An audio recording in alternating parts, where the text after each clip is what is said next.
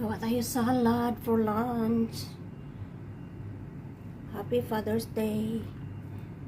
Ito oh, fragile na fragile siya. Yung paghugas nito is hindi pwedeng i-shake. O yung ano lang ba? I-shower lang siya. Putulan ko muna ito kasi. Ayan, putulan ko. Tapos yung paghugas nito, iganyan ko lang yung shower. Tapos yan. Yan lang. Tapos iwilik-wilik. Yan lang.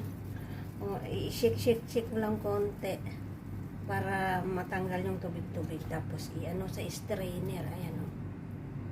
Ganyan siya ka-sensitive, guys. Hindi siya pwedeng i-tumbling.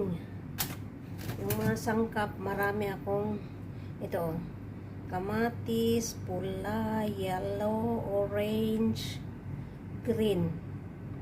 Yan yung ihalo ko sa salad. Tsaka ito pa yung ganito, oh. Sweet naman daw ito. So, matrabaho talaga to siya. Tapos ganito, mushroom siya.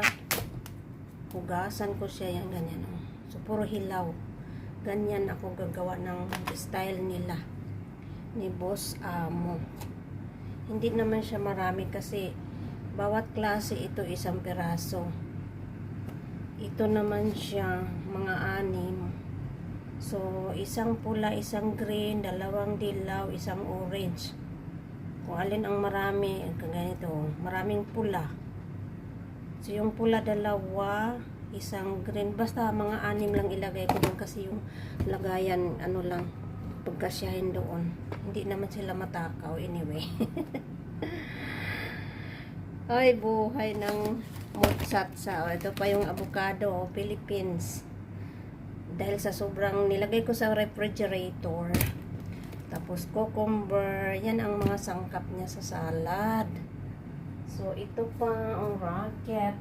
Ito yung rocket na tinatawag ko. Rocket. Hugasan ko siya. Basta maraming sangkap. Nakita nyo naman yung mga upload ko dyan. Ganon yung style ng salad dito. Hindi pino. Chang-chang siya. Avocado, kamatis, cucumber, mushroom, rocket. Tsaka ito pa, oh. Meron pang isa yung para siyang giring-giring na kale. Giring-giring na kale. Nasa ref. Kasi sensitive din yun. Hindi pwedeng matagal sa labas. Mainit eh. Dito ngayon, summer na summer yung Hong Kong, panahon summer. Bawal matagal dito sa labas ng room temperature.